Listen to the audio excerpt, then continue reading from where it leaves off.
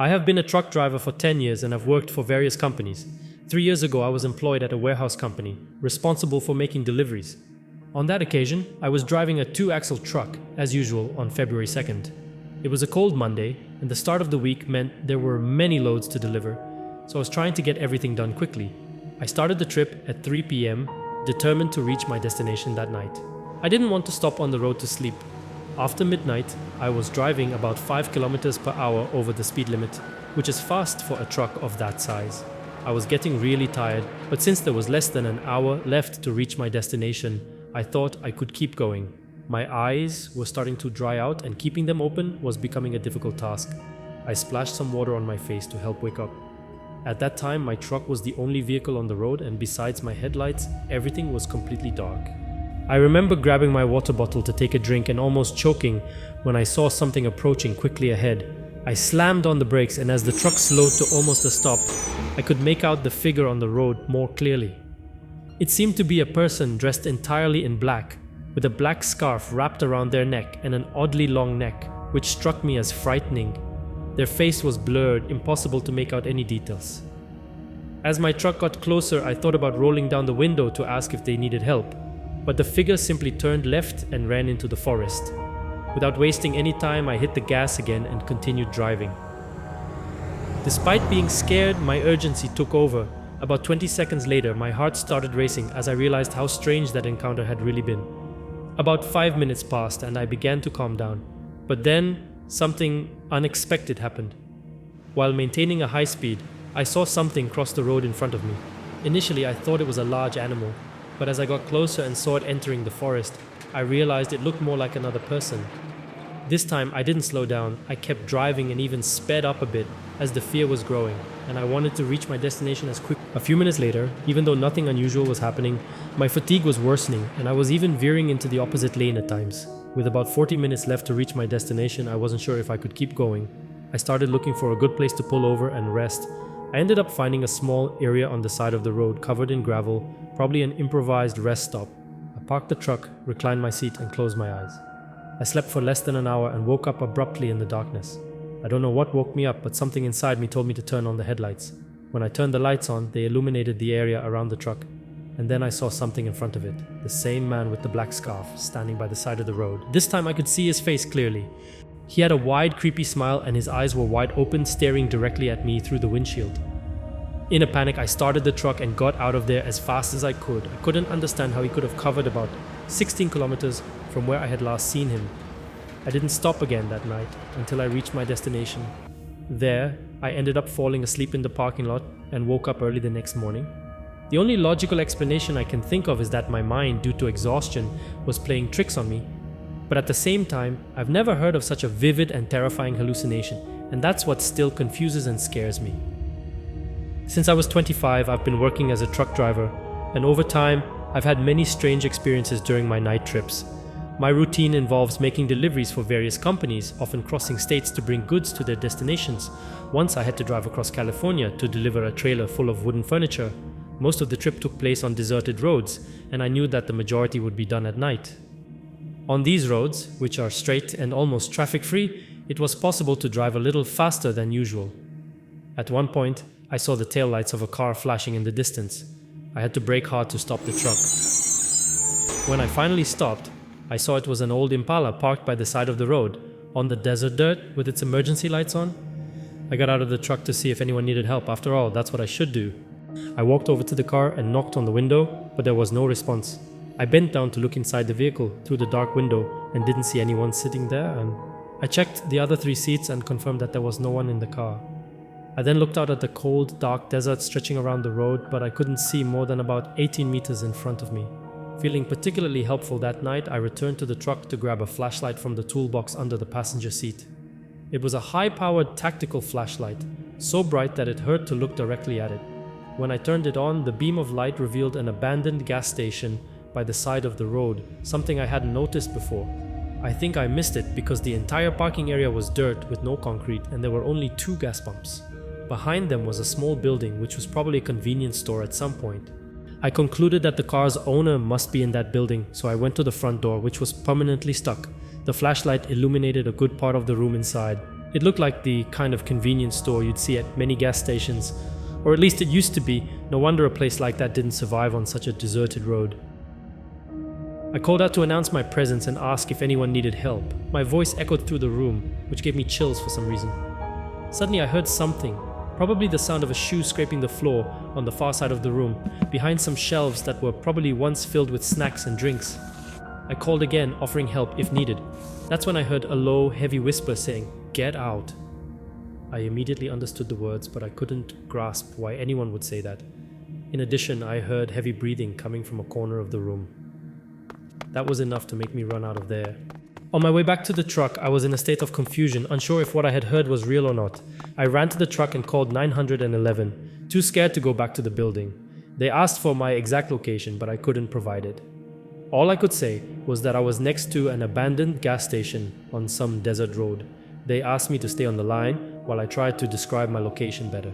At that moment, the car in front of me started up and sped away down the deserted road. I didn't even notice when the driver got into the car because it was so dark and I was so distracted by the call. I ran back to the building to see if anyone was still inside while keeping 911 on the line. I went to the back where I had heard the voice and breathing and was terrified to see a fresh pool of blood on the floor. I could only imagine what had happened. I explained over the phone that I thought I had found a crime scene. Eventually they sent several state troopers to the location. They asked for any information I could provide, like the license plate number, a description of the suspect, and what I thought had happened. All I could say was that it was a black Chevy Impala from the early 2000s, and I heard a man telling me to leave before hearing a woman screaming as they left the building. There was no body left behind, but I had some ideas of what might have happened. I am sure the state police collected some blood samples and did other analyses, but I couldn't help much more. Embarrassingly, I didn't have a dash camera at that time to capture the license plate, but the following week, I installed one in my truck. That was one of those once-in-a-lifetime experiences that continue to haunt me. My name is Kevin, and I've been a truck driver for about 15 years, working for various companies over that time. The job has become pretty routine: pick up the goods, make sure everything is in order, and make deliveries as scheduled. Since we're not paid by the hour, efficiency is essential in this line of work. After so many years on the road, I like to think I can outperform all these young guys just getting into the business. However, that has its downside, as I often push myself to the limit, many times with very little sleep. 4 years ago, I was working for a warehouse in North Dakota. For those who don't know, North Dakota is one of the flattest states in the US, which makes things a bit easier for truck drivers. But at the same time, it meant that skipping some sleep could be the difference between keeping the job or getting fired. It was a cold Tuesday morning in May. The start of the week meant a lot of loads needed to be sent out, which meant more work for me. I decided to do it all in one go, planning my road to Montana and deciding that I wouldn't stop, not even to sleep. I hit the road a few hours after lunch, hoping to reach my destination early the next morning. I pushed the truck as fast as I could, maybe a little above the speed limit. The night wore on, and I remember rubbing my eyes as the clock passed midnight. I was struggling to keep them open, but I only had an hour left to go, so I pressed on. My friend Tristan, who's also a trucker, introduced me to smelling salts when I first started in the business. For those who don't know, smelling salts are crystals inside a small bottle. Just one whiff and you're instantly alert. But you have to be careful. Using them too often can be dangerous. At least that's what Tristan told me. They cause a slight burning sensation in your nose, but whenever I needed a boost, I turned to the salts. That night, it was exactly what I needed.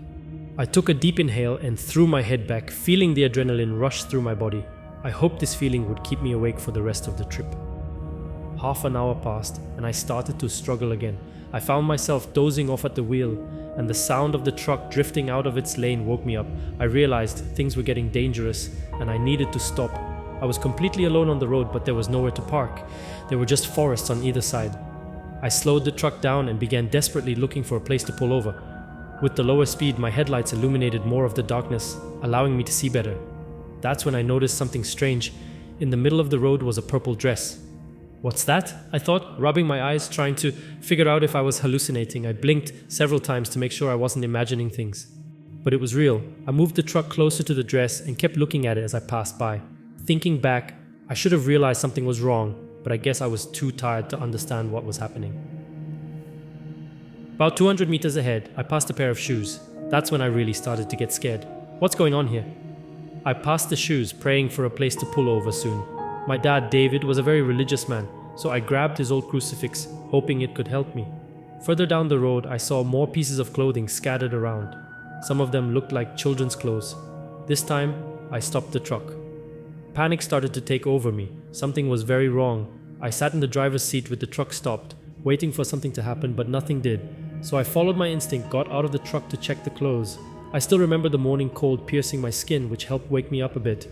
I approached the pile of clothes cautiously. They were indeed children's clothes. There seemed to be pieces for both boys and girls. I looked around, trying to see something in the forest, but the darkness was thick. I was alert, afraid this might be a trap. I decided it wasn't worth finding out what was going on and headed back to the truck. That's when I heard a crack to my left. I quickly turned my head to try to see what it was.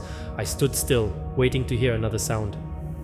After about 30 seconds, I heard another crack, this time on the opposite side of the road. My survival instinct kicked in and I ran for the truck. I jumped into the driver's seat, but before I could close the door, I heard a child scream echoing from the forest. I froze, my heart pounding. I was torn. I didn't want to face strangers in a dark forest, but I also couldn't leave helpless children behind. Before I could make a decision, another scream, almost identical to the first, echoed. Without thinking, I started the truck and pointed the headlights in the direction of the sound. The lights illuminated about 30 meters into the forest. I saw 3 or 4 people, one of them holding a large speaker. They hid behind some trees as soon as I lit them up, but I saw them enough to understand what they were doing. They ducked before I could make out their faces, but I swear on my father's grave they were using a speaker to try and lure me into the forest with a fake child scream. I was in shock. I sat there staring at the trees where those people had hidden.